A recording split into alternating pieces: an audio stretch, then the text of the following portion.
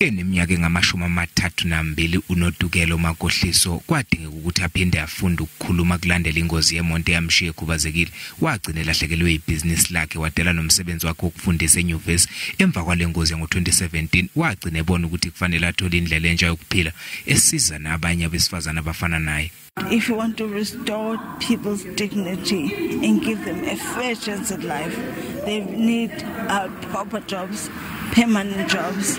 Namhlanje kube nesithangami esibizwa ngokuthi Broken Crayons Still Color Beautifully. Isikhulu seArtscape Thearte sithi basenenzelela abantu besifazane abanokukhubazeka. It's important that the girl child that's in the rural area and anybody who's in the disadvantaged areas with a disability should have access to resources. uThamelin Bok oneminyaka engama-25 ubudala waba ngokuqala kulelizwe ukunqoba umqhudelwano kaMiss Wheelchair South Africa ngonyaka odlule. I graduated. There was absolutely no jobs to accommodate me.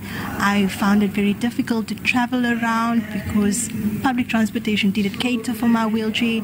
So I entered Miss Wheelchair South Africa to raise awareness on people living with disability. Uzomela iNingizimu Afrika emqhudelwaneni kaZimo wabahamba ngehlale namasondo iMiss Wheelchair World ozoba seBaja eCalifornia ngoMfumfu uma engathola imali edingekayo.